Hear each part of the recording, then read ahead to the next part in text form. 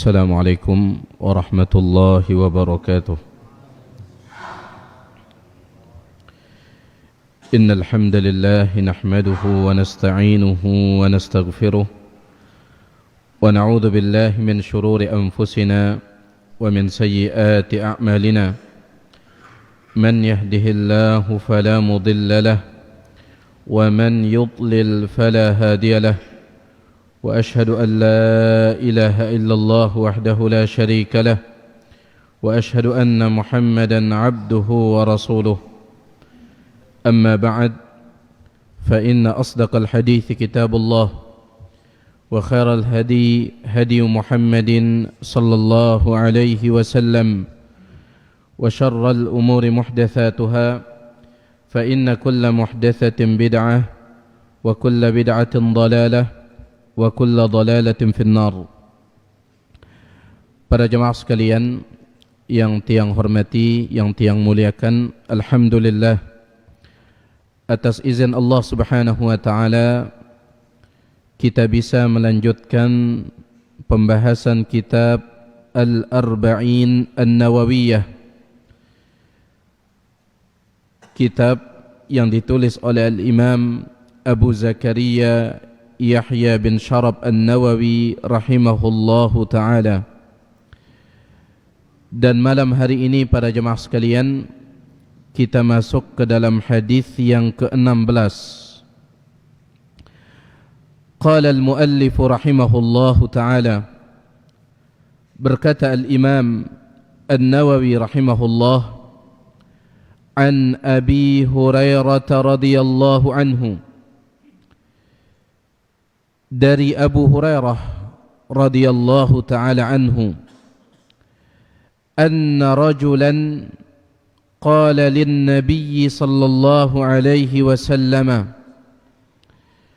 bahwasanya ada seorang laki-laki berkata kepada Nabi sallallahu alaihi wasallam, "Ausini, ya Rasulullah, berikan kepadaku wasiat, berikan kepadaku nasihat."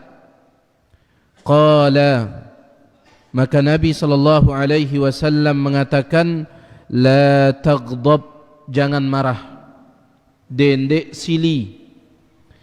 Faraddada miraran, maka laki-laki tersebut dia mengulang-ulang permintaannya. Nabi SAW sudah memberikan dia wasiat, jangan marah, dendek sili. Dia mengatakan, ya Rasulullah, sadik tiang nasihat. Maka Nabi SAW kembali mengulangi, la taghdab, jangan marah, dendek sili. Rawahul Bukhari, hadis ini diriwayatkan oleh Al-Imam Al-Bukhari. Nah, ini dia para jemaah sekalian hadis yang insyaallah akan kita bicarakan malam hari ini. Mudah-mudahan Allah Subhanahu wa taala memberikan kepada kita ilmu dari hadis ini. Yang pertama jemaah sekalian, sahabat ini dia datang untuk minta nasihat, untuk minta wasiat. Dan ini sering dilakukan oleh para sahabat. Ndek na sekali dua kali ndek, tetapi sering para sahabat itu datang minta nasihat kepada Nabi Muhammad sallallahu alaihi wasallam.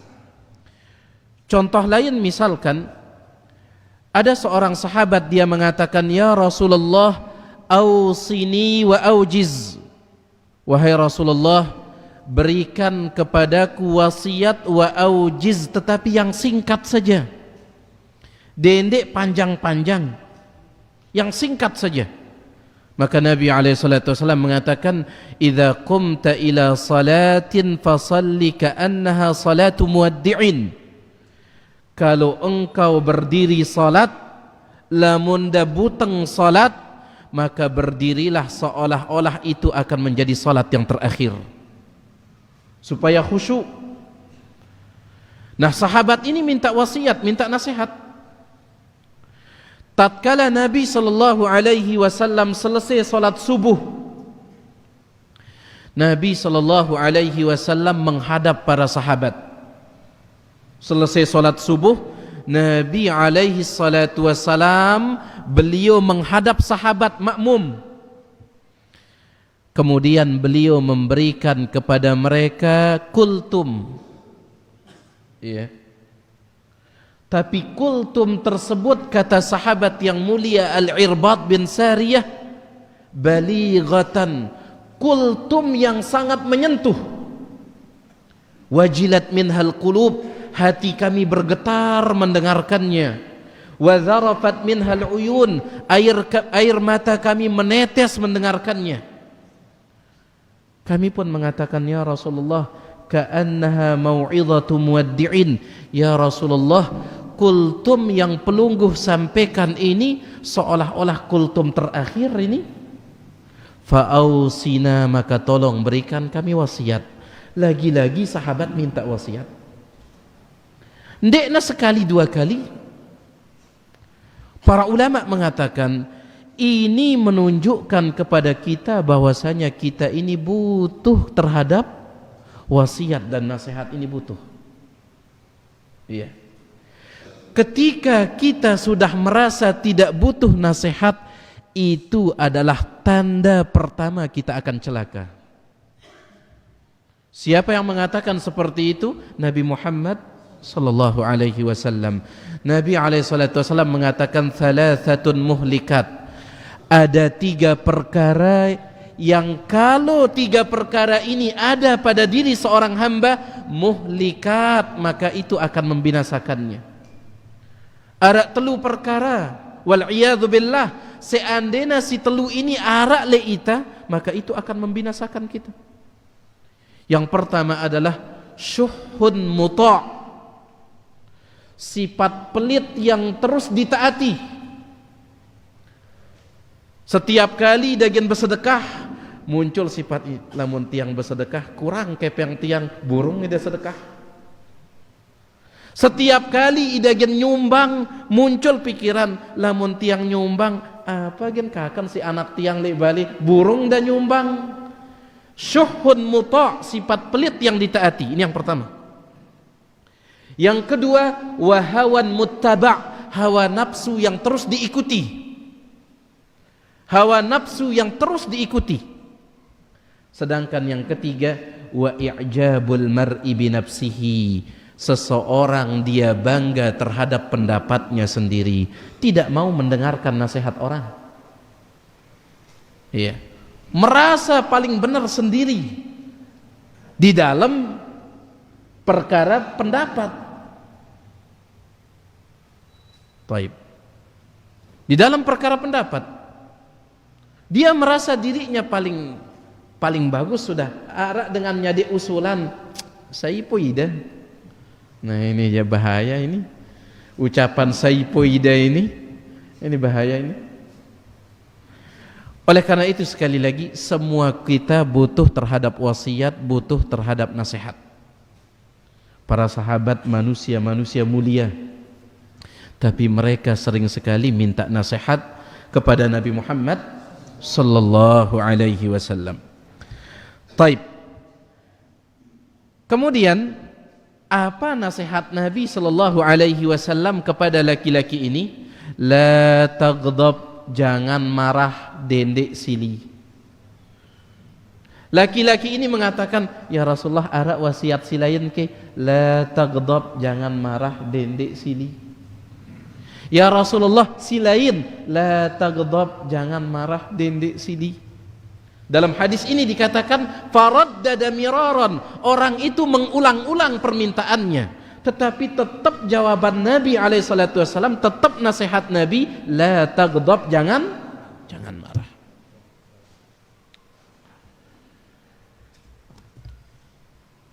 Di dalam hadis yang lain, laki-laki tersebut ketika dia pulang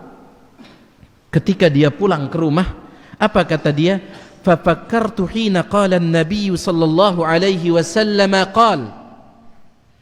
Ketika sampai di rumah, saya pun memikirkan wasiat Nabi alaihi salatu wasallam. Pikiran tiang kan berkali-kali tiang ngendang wasiat. Ada seke wasiat Nabi alaihi salatu wasallam, la taghdab, jangan marah, la taghdab, jangan marah, la taghdab, jangan marah. Itu terus diulang-ulang. Makanya ketika sampai rumah saya pikirkan, kan ya doang wasiat Nabi alaihi salatu wasallam, fa idzal ghadabu yajma'u syarra kullah. Ternyata saya pun menyadari bahwasanya marah itu mengumpulkan semua keburukan. Marah itu mengumpulkan semua keburukan. Nanti kita akan lihat ya, ngombe tadahna ajiyahnya ya. Marah ini mengumpulkan selapu keburukan. Nah, baik. Cuman jamaah sekalian, marah ini ada dua, sili ini ada dua. Yang pertama al-ghadabul madhmum, marah yang dicela. Sedangkan yang kedua al-ghadabul mahmud, marah yang dipuji. Arak sili sindekna bagus, arak sili si bagus. Baik. Tiang sampaikan secara singkat, marah yang dicela adalah marah yang berkaitan dengan perkara-perkara yang tidak ada kaitannya dengan urusan agama. Marah di dalam perkara yang tidak ada kaitannya dengan urusan agama. Ini yang tercela. Sedangkan marah yang terpuji adalah marah yang ada kaitannya dengan urusan agama. Nanti kita akan lihat. Ini secara singkat supaya pelungguh punya gambaran. Oh ternyata arak marah atau sili si bagus, arak sili sindekna bagus. Sili sindekna bagus adalah sili dalam perkara yang tidak ada kaitannya dengan urusan agama. Sedangkan sili si bagus adalah sili dalam perkara yang ada kaitannya dengan urusan agama. Agama Allah dilanggar, agama Allah dilecehkan. Di sana kita marah, maka ini marah yang terpuji, bagus. Baik. Pertanyaan tiang kepada pelungguh, wasiat Nabi sallallahu alaihi wasallam kepada laki-laki tersebut, la taghdab, jangan marah. Marah yang tercela atau marah yang terpuji? Jelas marah yang tercela. Ya, jelas itu marah yang tercela. Marah sindik narak kaitannya kanca urusan agama.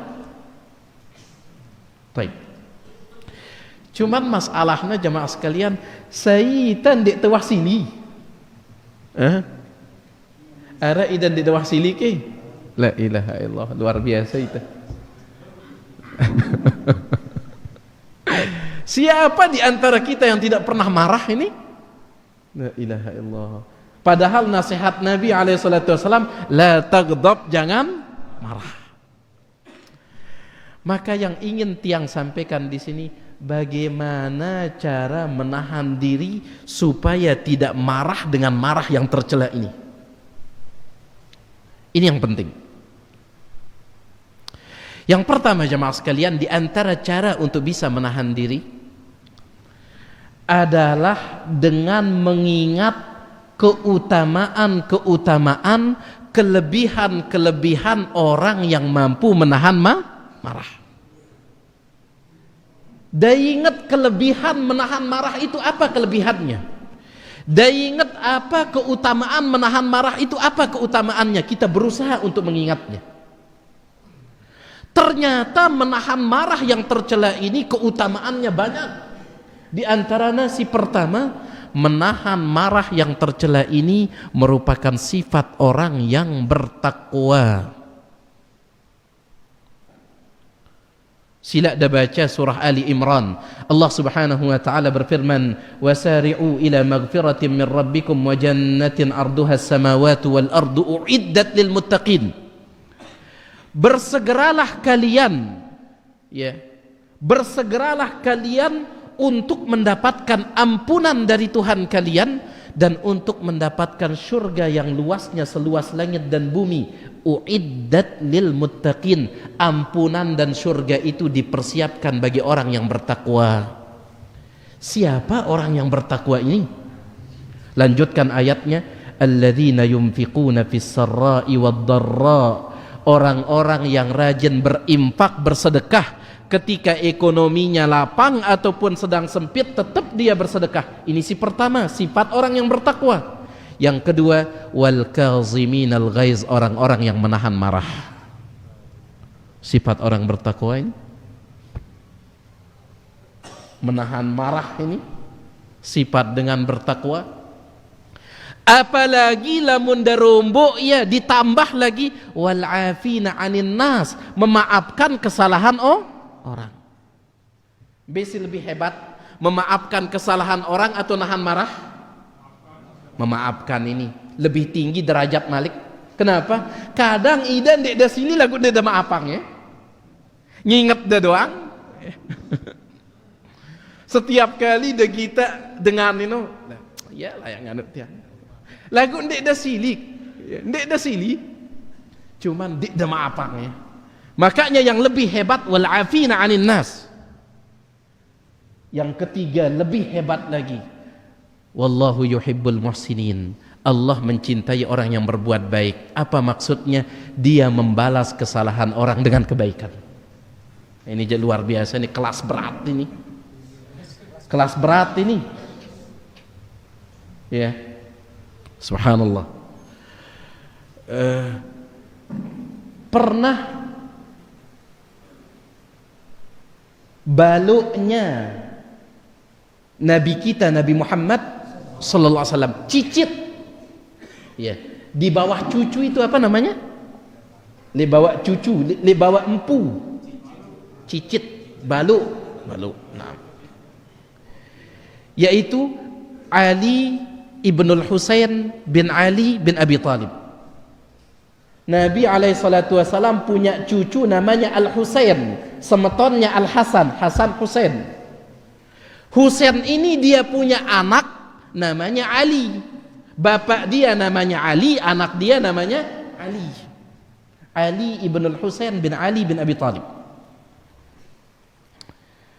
Nek sopo ketika Ali ibnul Husain ini dia sedang duduk, tiba-tiba datang tamunya membawa kocor. Membawa kocor berisi air. Tiba-tiba kocor itu, ketika pembantunya tersebut atau budaknya tersebut berdiri di depan dia, tiba-tiba kocor itu jatuh dan mengenai kepalanya Ali ibn Husain bin Ali bin Abi Thalib. Ya, trik kocor ini kemudian mengenai kepalanya Ali ibn Husain, luka kepalanya. Maka Ali ibn Husain langsung dia angkat matanya begini. Ya, karena budak ini berdiri dia, sedangkan Ali ini duduk. Ali ibn Husain ini duduk. Tokol lek lantai, budak ini motong di sampingnya. Maka langsung dia gini. Baik. Tetapi budak ini dia orang berilmu, jemaah sekalian. Budak ini apa kata dia? Wahai Tuan, Allah Subhanahu wa taala berfirman, itu kata dia. Bersegeralah untuk mendapatkan ampunan dari Tuhan kalian dan mendapatkan surga yang luasnya seluas langit dan bumi. Allah persiapkan bagi orang yang bertakwa, yang rajin berinfak, baik ekonominya lapang ataupun sempit. Wal kaziminal ghaiz, dan yang menahan marah. Apa kata Ali bin Husain? Saya tidak marah, katanya. Kata dia, ayatnya belum selesai. Wal afina anin nas, dan memaafkan kesalahan orang. Engkau saya maafkan. Wallahu yuhibbul muhsinin, ayatnya belum selesai.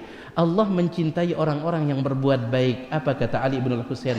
Engkau saya merdekakan. Sudah. Subhanallah. Iya memang lain ini aja kelasnya. Iya lain kelasnya ini. Subhanallah. Syekhul Islam Ibnu Taimiyah rahimahullahu taala, Syekhul Islam Ibnu Taimiyah, dan ini beberapa kali tiang sampaikan, mudah-mudahan kita belajar. Syekhul Islam Ibnu Taimiyah, ada seorang tokoh di zamannya Ibnu Taimiyah namanya Al-Bakri. Al-Bakri. Ya. Orang ini mengajak orang untuk berbuat syirik, minta kepada orang mati. Al-Bakri ini. Bahkan Imam Ibnu Taimiyah beliau menulis kitab khusus judulnya Al-Istighatsah fi Raddi 'ala Al-Bakri. Hukum meminta kepada orang yang mati, bantahan terhadap Al-Bakri. Tulis oleh Ibnu Taimiyah. Al-Bakri ini jamaah sekalian, dia bukan hanya menyebarkan kesesatan, tetapi dia memfitnah Ibnu Taimiyah. Dia katakan Ibnu Taimiyah itu kafir, Ibnu Taimiyah itu sesat, dipitnah terus. Dipitnah terus. Bahkan yang lebih parah, dipitnah kepada pemimpin di zaman itu. Ibnu Taimiyah difitnah. Baik. Makanya Ibnu Taimiyah kita tahu beliau sering dipenjara. Ternyata jemaah sekalian, pemimpin pada saat itu, akhirnya pemimpin itu tahu. Dia tahu ternyata yang salah Al-Bakri ini yang salah, bukan Ibnu Taimiyah yang salah.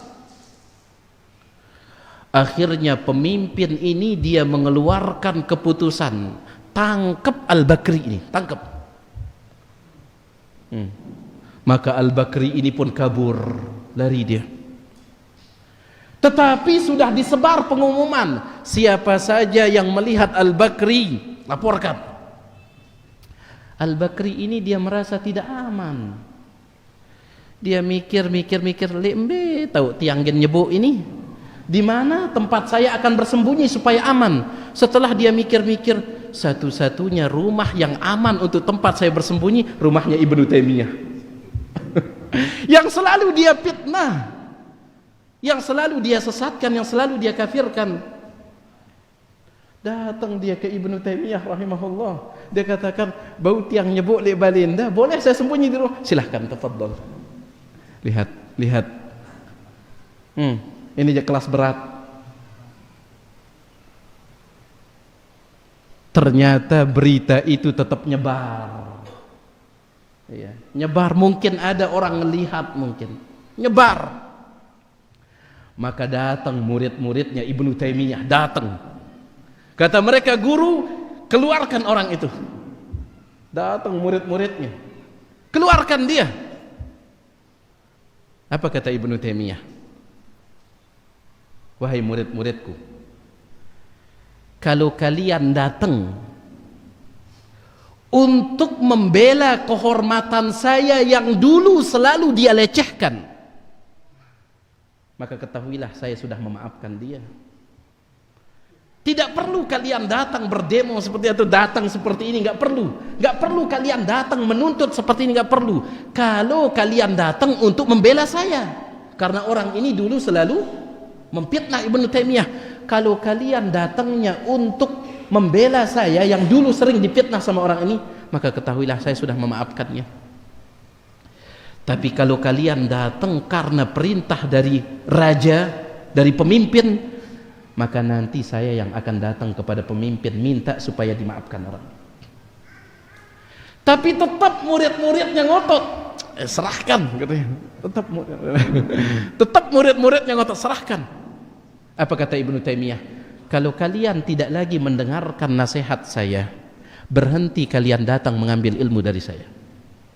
Melihat ini orang yang memusuhi beliau. Ngombe Haji Yahya. Mudah-mudahan kan deh kita belajar nih kan. Kita bareng-bareng belajar ini. Subhanallah. Nah ini dia. Sifat orang yang bertakwa yang pertama.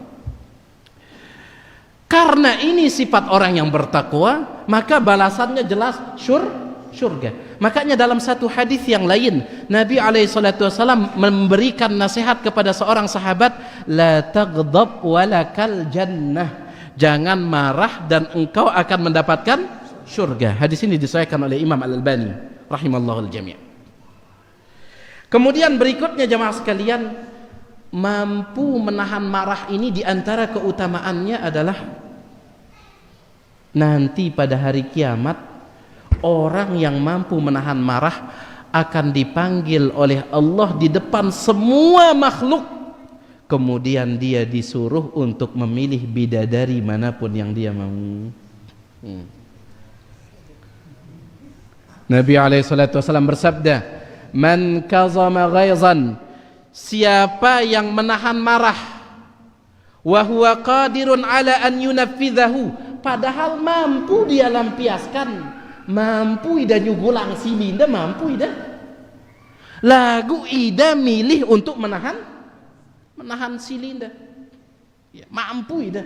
Lain cerita namun dia mampu, lain cerita nah. Arak dengan ganggu ida pas dagita awak dengan lo ternyata belean, tahan dah, wajar ini karena ida tidak bani, makanya wajar kita tahan diri. Diganggu kita sama orang itu, pas kita lihat la ilaha illallah, tubuhnya 2 kali lipat dari kita, ya, kemudian ototnya, ya sabar kata. Ini wajar. Yang luar biasa adalah dia menahan marah wa huwa qadirun ala an yunafidhahu, padahal dia mampu untuk lampiaskan. Apa balasannya? Da'ahu Allahu yaumal qiyamati ala ru'usil khalaiq, Allah panggil dia di hari kiamat di depan selaput makhluk, semua makhluk, hatta yukhayyirahu minal huril in masya, Allah suruh dia memilih bidadari manapun yang dia mau.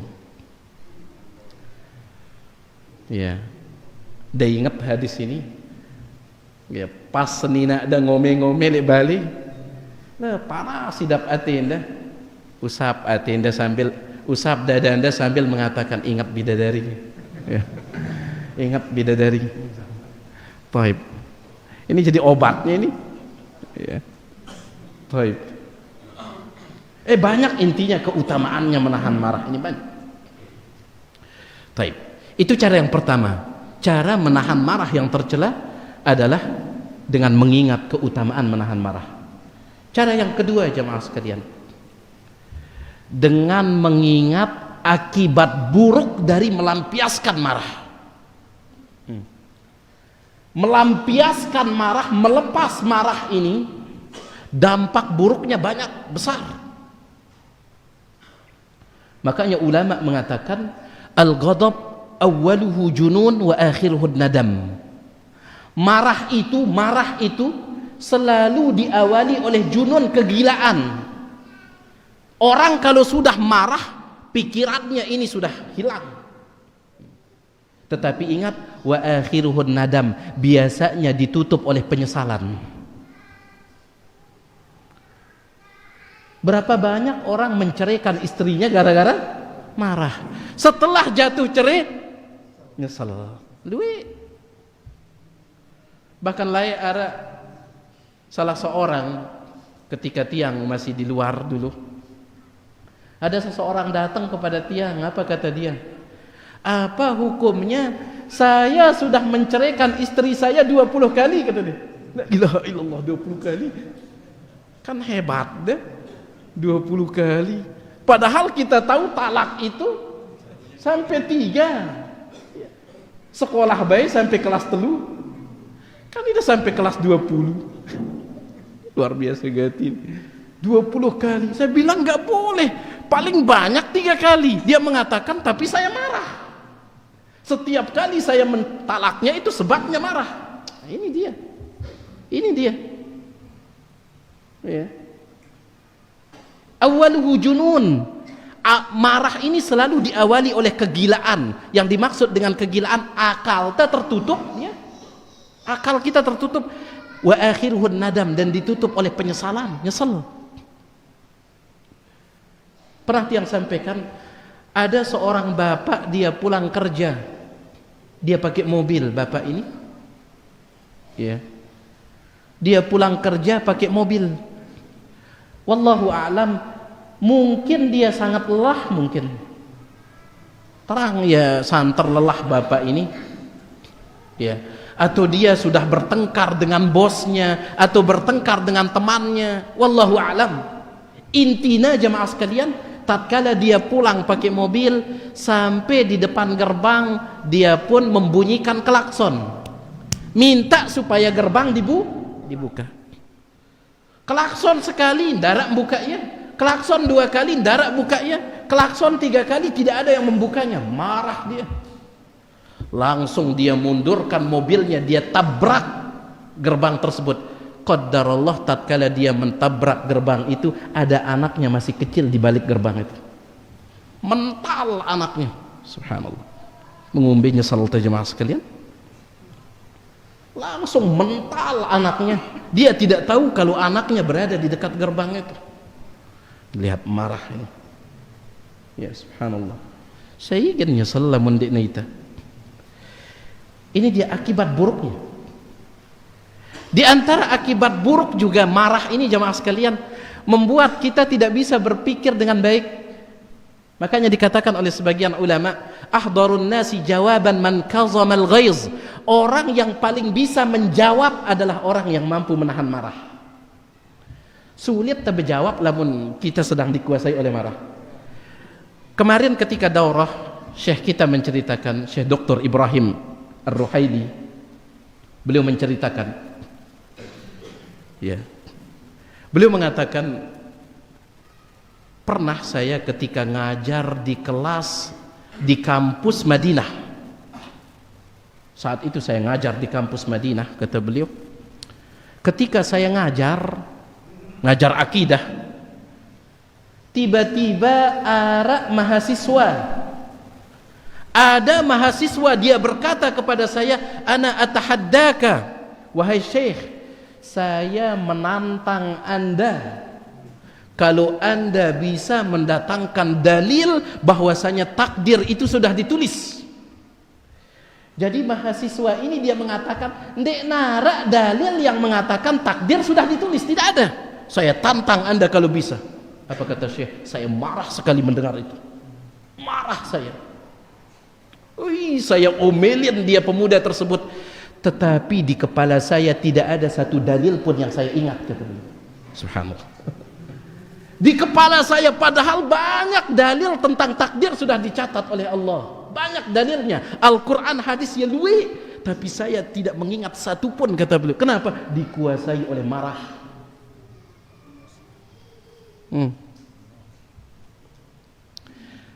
Setelah tiang keluar dari kelas tersebut, langsung saya pergi ke masjid, kata beliau. Kemudian di masjid saya istighfar terus. Pas itu setelah sili ini sudah hilang, marah ini sudah hilang, berdatangan dalil ini, berdatangan dia. Ketika sudah penuh kepala tiang oleh dalil ini, tiba-tiba datang dia mahasiswa itu lagi. Apa kata dia? Syekh, tiang ngendeng maaf kalau tiang membuat pelungguh marah, saya minta maaf. Apa kata Syekh? Maafmu saya terima, sekarang dengarkan dalilnya. Maafmu saya terima, sekarang dengarkan dalilnya. Ajib, marah ini membuat kita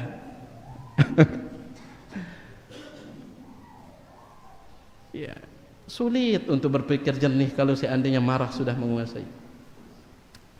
Jadi ini cara kedua nahan marah yang tercela. Dan ingat dampak buruk dari melampiaskan marah. Cara yang ketiga untuk menahannya adalah segera ucapkan isti'adzah, a'udzu billahi minasyaitonir rajim. Ucapkan itu, a'udzu billahi minasyaitonir rajim. Sebagaimana firman Allah Subhanahu wa taala, wa imma yanzaghannaka minasyaitani nazghun fasta'iz billah. Apabila syaitan menggodamu dengan sebuah godaan, fasta'iz billah, cepat minta perlindungan kepada Allah. lamun syaitan godaita dengan sebuah godaan, cepat minta perlindungan kepada Allah. Ulama tafsir mengatakan yang dimaksud dengan godaan di sini al-ghadab, marah kata mereka.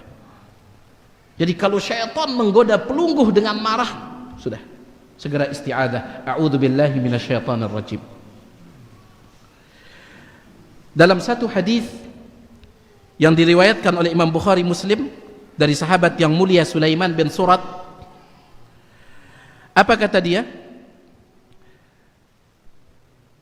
Pernah jamaah sekalian ada dua dengan mamalik zaman Nabi SAW, ada dua dengan mama, dua laki-laki ini mereka saling mencaci maki, ya bersuara, yastaban, mereka saling mencaci maki. Bahkan sampai dikatakan hatta irtafa'at aswatuhuma, sampai suara mereka itu meninggi. Ya. Sampai urat belong buai sugul. Saling sumpah senang.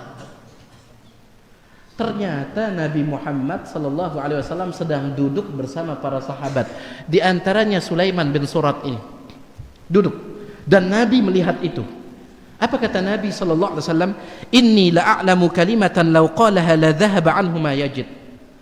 Ada satu ucapan, ya, ada satu ucapan seandainya diucapkan oleh mereka yang bertengkar itu akan hilang semua marah mereka, hilang. Apa itu? Lau qala a'udzu billahi minasyaitonir rajim. Kalau dia ucapkan a'udzu billahi minasyaitonir rajim, maka ada seorang sahabat berdiri untuk menyampaikan pesan ini kepada mereka. Iya. Kemudian disampaikan, fulan, Nabi SAW mengatakan bahwasanya kalau engkau ucapkan a'udzubillahi minasyaitonir rajim akan hilang marahmu. Apa kata dia? Ayarani majnunan, apakah dia menganggap saya gila makanya dia nasihatin saya? Coba lihat. Dikuasai oleh marahnya sampai nasihat Nabi dia tolak mentah-mentah. Ya. Yang nganggap aku jogang ke katanya. Kenapa? Karena dia sedang dikuasai oleh marahnya. Kenapa dia nasihati saya? Apakah dia menganggap saya gila? Hadis sahih riwayat Bukhari Muslim. Nah ini dia. Ucapkan a'udzubillahi minasyaitonir rajim tatkala datang. Kemudian langkah yang keberapa? Yang keempat. Langkah yang keempat adalah an tughayyira hay'ataka wa jilsataka. Segera rubah posisi kalau kita sedang marah. Kalau pelungguh marah tatkala berdiri, apa yang dilakukan? Duduk. Kalau seandainya pas duduk belum hilang, apa yang dilakukan? Berbaring.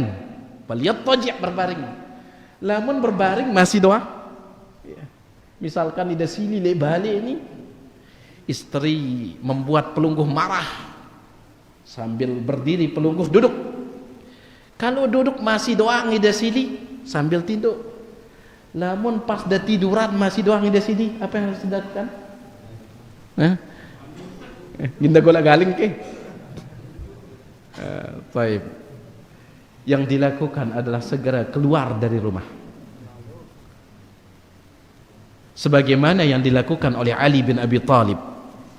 Dalam riwayat Imam Bukhari, Ali bin Abi Thalib bertengkar dengan istrinya Fatimah. Dan ini menjadi dalil jamaah sekalian, ya, bahwasana lamun nara perselisihan semama senina wajar. Ya. Bala pergi model taita, ya. Ini Ali dan Fatimah ini. Bahkan lebih daripada itu, Nabi Muhammad sallallahu alaihi wasallam dengan istri beliau, pernah Nabi tidak menegur sapa istri beliau 1 bulan, pernah. Dia saling sapa sebulan. Ini Nabi alaihi salatu wasallam. Jadi wajar ini. Baik. Tapi jangan sih terus-terusan, ya. Ali bin Abi Thalib bertengkar dengan Fatimah. Kemudian Fatimah mengucapkan perkataan yang membuat dada Ali bin Abi Thalib panas. Subhanallah, panas. Apa yang dilakukan oleh Ali bin Abi Thalib? Langsung dia keluar rumah, pergi ke Masjid Nabawi. Syekh Abdul Razak ketika menjelaskan hadis ini, beliau mengatakan ini menjadi dalil bahwasanya masjid itu di dalamnya terdapat ketenangan. Meskipun pelungguhnya datang bukan untuk baca Al-Quran, sekedar tidur di masjid, insya Allah ada ketenangan. Kenapa? Baitullah, rumah Allah ini. Ali bin Abi Thalib ketika dadanya sedang menyala ini panas, langsung lalu ke Masjid Nabawi. Sesampai di Masjid Nabawi dia sholat ke atau dia baca Al-Quran? Ndek, dia langsung tiduran. Dia tempelkan kepalanya di lantai tanah Masjid Nabawi, sekedar tiduran untuk menghilangkan marahnya. Jadi lamun wahda tokol, ndek mana hilang, sampai dah bebaring, ndek mana hilang, tinggalkan sudah. Makanya dikatakan oleh seorang ulama kita yang bernama Yazid bin Abi Habib, dia mengatakan, inna ghadabi fi na'layya. Saya, kata dia, saya meletakkan atau menitipkan marah saya itu di sandal saya. Lek sandal tiang tolok ya silin tiang, kata dia.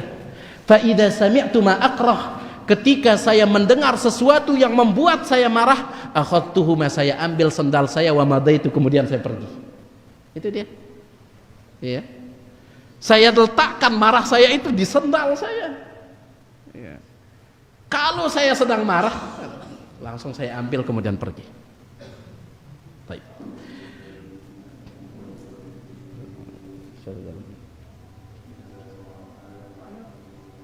Suara dalam. Baik. Yang tambahkan sedikit saja.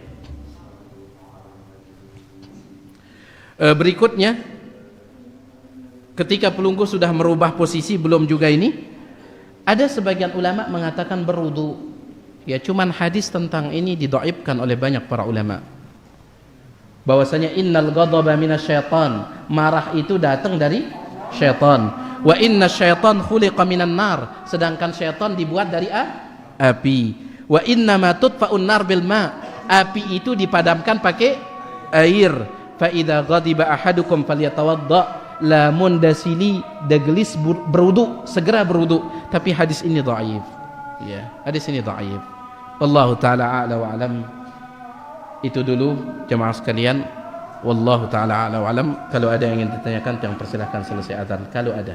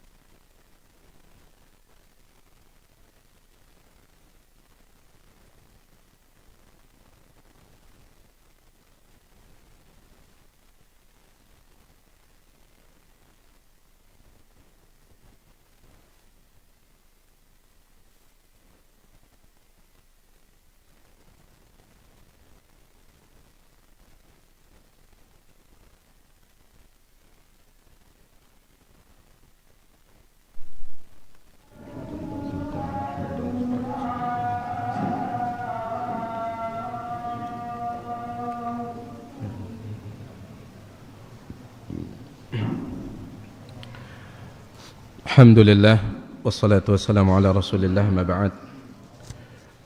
Tiang tambahkan sedikit saja jemaah sekalian. Tadi sudah kita sebutkan ada marah yang terpuji. Marah yang terpuji itu berkaitan dengan agama. Ya, misalkan ada pelanggaran di dalam keluarga Anda, pelanggaran terhadap agama, maka pelunggu harus marah. Marah. Ya. Marah di sini marah memberikan nasihat dan seterusnya. Justru kalau pelunggu tidak marah, justru itu yang bahaya. Semua kita sudah menghafal hadis yang diriwayatkan oleh Imam Ahmad, la yadkhulul jannata dayyus, tidak akan masuk surga dayyus. Dayyus ini alladzi yukirru ala ahlihi su, yang membiarkan kemaksiatan di tengah keluarganya. Dia tidak marah sama sekali. Ya, kanak si dedara, jauh si bajang, bukan mahram, biasa-biasa saja. Ini dayyus justru. Ya, ini dayyus. Jadi harus marah. Dalam riwayat Imam Abu Dawud, Abdullah bin Mas'ud, istrinya sedang sakit demam. Abdullah bin Mas'ud, istrinya sakit demam. Kemudian Abdullah bin Mas'ud berangkat sholat ke masjid. Ketika dia pulang, tiba-tiba dia melihat istrinya pakai kalung benang. Pas dia pulang sholat, dia temukan istrinya pakai kalung benang. Abdullah bin Mas'ud mengatakan, "Mahadha, apa yang kamu pakai ini?" Istrinya mengatakan, "Khaitun ruqiya li fihi." Ini adalah benang yang sudah dijampi untuk saya. Antik nyedi demam ini katanya. Jadi ini azimat, ini benang yang sudah dijampi. Abdullah bin Mas'ud dalam sebagian riwayat syammara an sa'idaihi, langsung dia ginikan tangannya. Kemudian dia pegang benang tersebut, fajadzabahu bi'unfin, dia tarik dengan keras sampai wajah istrinya akan menyentuh lantai. Sambil dia mengatakan, "Inna ala Abdillah la aghniya'u 'ani syirki." Tidakkah engkau mengetahui bahwasanya keluargaku, keluarga Abdullah bin Mas'ud tidak butuh untuk berbuat syirik. Marah. Jadi kalau agama Allah yang dilecehkan, harus di sini. Justru lamun dateduk, ini bahaya. Ya. Disebutkan oleh Mis'ar, sebagaimana diriwayatkan oleh At-Tabarani dan yang lainnya. Mis'ar ini mengatakan, ba'atsallahu malakan liyuhlika qaryatan. Allah Subhanahu wa taala mengutus satu malaikat untuk menghancurkan sebuah kampung. Allah utus satu malaikat untuk ngancuran satu kampung. Faqala, tiba-tiba malaikat itu mengatakan setelah dia sampai di kampung itu, dia mengatakan, "Ya Rabbi, fiha fulanun al-abid." Ya Allah, di kampung tersebut ada seorang ahli ibadah. Gimana ya Allah? Di sana kampung yang akan saya hancurkan ini ada satu orang ahli ibadah. Fa'auhallahu ilaihi, maka Allah mewahyukan kepada malaikat itu, anibda bihi, mulai menghancurkan dia. Dia yang pertama kali hancurkan. Dia yang pertama kali binasakan. Kenapa? Fa innahu lam yatama'ar wajhuhu fi sa'atan. Dia tidak pernah marah melihat kemaksiatan yang terjadi. Hancurkan dia dulu. Baik. Jadi ada marah yang terpuji dan ada marah yang tercela. Wallahu taala a'lam.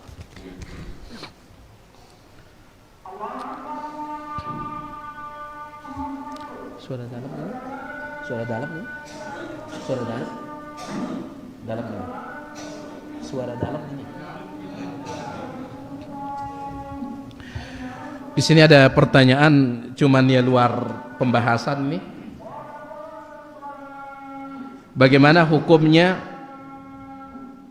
sengaja meninggalkan masjid sendiri, pergi Jumatan ke masjid lain, sementara di tempat sendiri ada masjid sunnah? Mohon penjelasan.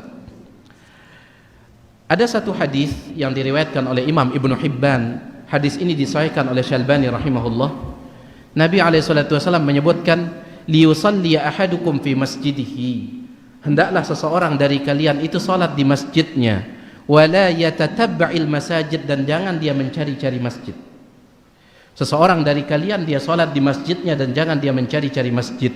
Hadis ini disahihkan oleh Imam Al-Albani rahimahullah. Cuman ulama kita beda pendapat apa maksudnya. Lamun hadisnya aja sahih, cuman apa maksudnya? Baik. Sebagian ulama mengatakan yang dilarang adalah kalau dia meninggalkan masjidnya sendiri, gara-gara itu akhirnya jamaah pun pecah belah. Ini yang dilarang. Gara-gara dia tinggalkan masjidnya sendiri untuk dia kesana kemari mencari masjid yang lain, gara-gara itu akhirnya jamaah pun pecah belah, berselisih. Kan tidak girang dengan nang tapi kan girang dan bilir itu terjadi perselisihan jadinya, maka itu yang dilarang. Kalau seandainya aman-aman saja, maka Syekh Ibnu Utsaimin mengatakan insya Allah tidak jadi masalah. Kalau seandainya aman-aman saja. Baik. Kenapa? Karena dahulu Mu'adz bin Jabal dia menjadi imam di kampungnya, tetapi dia sholat dulu di Masjid Nabawi bersama Nabi Muhammad sallallahu alaihi wasallam. Baru setelah itu dia sholat lagi di kampungnya. Iya, baik. Makanya Syekh Ibnu Utsaimin beliau mengatakan kalau seandainya aman, dik narak masalah, sebagian jamaah lalu timpa masjid lain, padahal di masjid sendiri ada Jumatan, maka menurut sebagian ulama tidak jadi masalah. Tetapi kalau itu menimbulkan perselisihan, menjaga persatuan lebih utama. Menjaga persatuan lebih utama. Ini penjelasan sebagian ulama. Sebagian ulama mengatakan yang dilarang adalah menurut sebagian ulama yaitu setiap sholat 5 waktu. Pas sholat zuhur pergi ke masjid itu, sholat asar masjid lain, sholat maghrib lain lagi, sholat ini padahal di dekat ada masjid. Ya. Tetapi kalau seandainya dia datang ke masjid yang dekat itu sampai masjid selesai orang sholat berjamaah, boleh dia pergi ke masjid lain yang masih sholat berjamaahnya, boleh. Jadi intinya jamaah sekalian, intinya adalah ulama kita beda pendapat tentang maksud hadis ini, meskipun hadisnya sahih. Ya. Pada kita maslahat mafsadat. Ya, kalau seandainya menimbulkan perselisihan maka lebih baik di tempat sendiri. Wallahu taala a'la wa a'lam. Sila.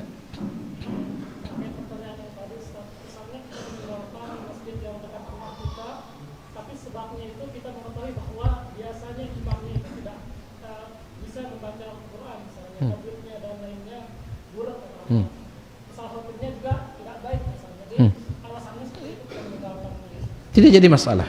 Syekh Ibnu Utsaimin rahimahullah beliau menyebut itu salah satu contoh yang tidak bermasalah. Kenapa? Alasan beliau adalah bahwasanya kita butuh mencari tempat yang paling membuat kita khusyuk dalam salat. Di antara yang bisa membantu khusyuk bacaan imam.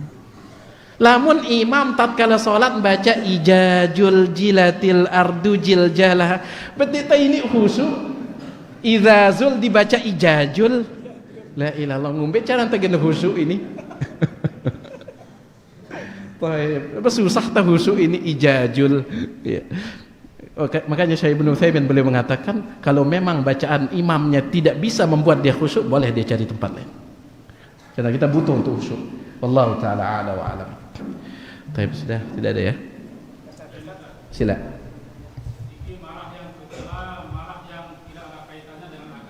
Misalnya niki seringkali setiap kali bergaya niki dengan dinano kadang-kadang sering nggak masak nasi jaran. La ilaha.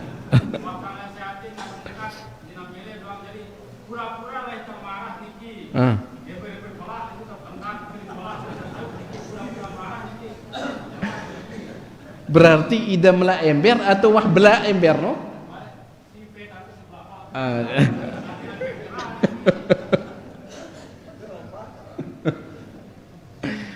Taib.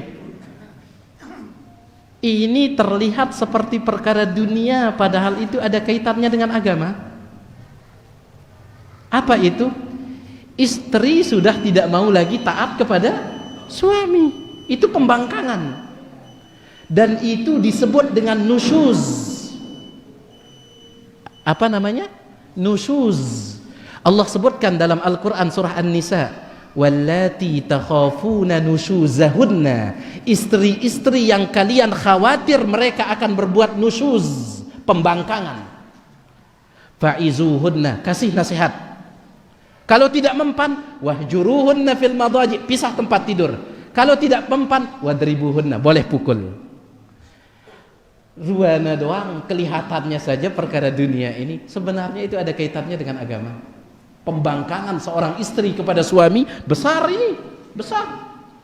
Ya, jangankan pembangkangan, sampai Nabi SAW mengatakan apa? Wanita yang tidak mau melayani suaminya padahal suaminya meminta dia, la'anathul malaikatu hatta tusbih, malaikat terus melaknat dia sampai masuk waktu subuh. Dalam riwayat yang lain, hatta yarda anha zaujuha, sampai suaminya reda kepada dia, dilaknat.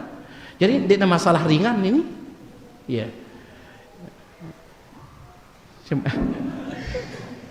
Cuma ada pilih-pilih nanti. Ya. Dia dah tendang ember. Wallahu taala a'lam wa alam. Terakhir ya. Misalnya kita melihat suatu kemungkaran di dalam keluarga, kita tidak marah, tapi kita cukup hanya menasehati saja, tapi tidak marah. Bagaimana ya? Tidak benar, harus tegas. Nabi SAW mengatakan, idza ra'a man ra'a munkaran falyughayyir biyadihi. Siapa yang melihat kemungkaran, ingkari kemungkaran itu pakai tangan. Ulama mengatakan, siapa yang mengingkari kemungkaran pakai tangan? Orang yang punya kekuasaan, seperti pemimpin. Baik, seperti pemimpin. Ida pemimpin atau enggak? Pemimpin di dalam keluarga, berarti pelungguh punya kekuasaan. Makanya harus tegas. Harus tegas. Lihat Abdullah bin Mas'ud tadi, ditarik sampai ini. Cuman tetap sih harus pakai urutan dia. Ya, nasihati bagus-bagus, kalau tidak mempan baru seorang ini dia. Tapi intinya ndek kanggo terlalu lembek, tidak boleh. Ya, kepada keluarga kita yang berbuat dosa dan maksiat. Kenapa? Karena kita yang akan bertanggung jawab di hadapan Allah. Perkataan dari Amr bin Qais al-Mulai yang tutup dengan ucapan ini. Amr bin Qais al-Mulai sebagaimana dinukilkan oleh Imam As-Sam'ani dalam tafsirnya. Amr bin Qais al-Mulai mengatakan, innal mar'ata la tukhasimu zawjaha 'inda Allah yaumal qiyamah. Seorang istri akan menuntut suaminya di hadapan Allah pada hari kiamat. Hati-hati ini. Istri akan menuntut suaminya di hadapan Allah. Fataqul, apa kata istri tersebut? Ya Rabbi, wahai Tuhanku, innahu la yu'allimuni. Suamiku ini tidak pernah mengajarkan ilmu agama kepadaku. Wala yu'addibuni, dia tidak pernah mendidikku. Termasuk mendidik adalah menegur kalau istri berbuat salah. Ndek nawah, ya Allah negur saya, didik saya tidak pernah. Apa yang dia lakukan? Innahu ya'tini bi khubzis suq, dia hanya memberikanku makanan saja. Sekedar nyadik mangan doang. Ilmu pendidikan sama sekali tidak. Ya. Jadi ketimbang kita akan dituntut di hadapan Allah Subhanahu wa taala, orang tegas. Wallahu taala a'la wa alam. Yang maaf atas segala kurangan, mudah-mudahan yang sedikit ini. Selesai. Bakah silakan. Maaf. Sila. Dah berjuluan sekali. Ya. Yeah. La ilaha illallah.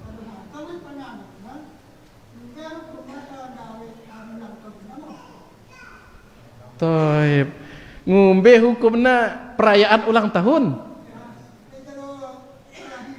Angka ya ulang tahun. Ida ngerayaan jelo kelahirannya. Jamaah sekalian, hari kelahiran itu hari perayaan tidak? Tiang ulangi pertanyaan tiang. Hari kelahiran itu kelahiran siapapun, kelahiran Sayyidina, itu perayaan atau tidak?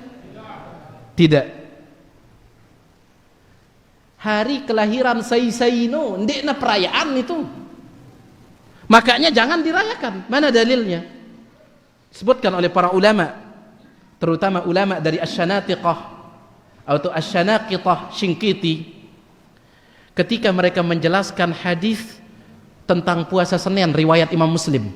Ya Rasulullah, kanda puasa jelo Senin. Apa kata Nabi SAW? Dzaka yaumun wulidtu fihi. Itu hari kelahiranku, makanya aku puasa. Itu hari kelahiranku. Ulama mengatakan ini bukti bahwasanya hari kelahiran itu bukan hari perayaan. Kenapa? Karena semua hari raya diharamkan puasa di sana. Idul Fitri hari raya atau tidak? Kanggo udah puasa? Dia udah kanggo. Idul Adha hari raya tidak? Kanggo udah puasa? Dia udah kanggo. Jelo Jumat hari raya, oleh karena itu tidak boleh mengkhususkan hari Jumat untuk puasa sunnah, nggak boleh. Nabi SAW bersabda dalam riwayat Imam Muslim, la takhtassu lailatal jumu'ah biqiyam. Jangan khususkan malam Jumat dengan salat sunnah, wala yaumaha bisiyam, dan jangan khususkan hari Jumat dengan puasa sunnah. Kenapa? Hari raya itu, di hari raya tidak boleh puasa. Tetapi Nabi malah puasa di hari kelahiran, berarti itu bukan hari raya. Berarti ndekna hari raya, badendek darayaangnya. Dendek darayaangnya. Hari raya siapapun hatta, mohon maaf, kelahiran siapapun hatta kelahiran Nabi Muhammad sallallahu alaihi wasallam, ndekna hari raya. Buktinya Nabi berpuasa saat itu. Kalau memang itu hari raya maka tidak boleh puasa. Iya. Jelas gini. Jadi dendek darayaangnya. Ya. Sekarang kadang dirubah caranya jemaah sekalian. Dirubah caranya. Gimana cara dia merayakannya? Pertama dirubah namanya, bukan ulang tahun tapi selamat milad katanya. Itu pertama. Selamat milad. Tidak selamat ulang tahun, selamat milad. Apa arti milad? Ulang tahun. Cuman ya bahasa Arab. Ya. Ya selain 5 likur ini. Ya. Selain 5 likur. Baik. Itu yang pertama. Yang kedua, sebagian orang dia mengkhususkan. Bagaimana caranya? Ada sebagian jamaah pernah tiang tegur. Setiap kali datang hari kelahiran anaknya tersebut, dia bagi-bagi makanan atas nama sedekah. Lamun ulang tahun kan potong-potong kue, bagi-bagi kue. Lamun ini nasi kaput. Selain 5 likur marik ini, kan ulah beda nunggu hari kelahiran untuk sedekah. Iya. Berarti sekali setahun kita bersedekah ini. Pas hari kelahiran doang kita bersedekah. La ilaha illallah. Ini subhanallah mengakal-akali apa yang dilarang. Makanya Nabi SAW mengatakan dalam riwayat Ibnu Battah dalam kitabnya Ibtalul Hiyal, la tartakibu martakabatil yahud. Jangan kalian ikuti cara beragamanya orang Yahudi. Fatastahillu maharimallah bi adnal hiyal. Kalau kalian ikuti, kalian akan menghalalkan apa yang Allah larang dengan akal-akal kalian. Ini ya. Wallahu taala a'la wa alam. Subhanakallahumma bihamdik asyhadu an la ilaha illa anta astaghfiruka wa atubu ilaik. Assalamualaikum warahmatullahi wabarakatuh.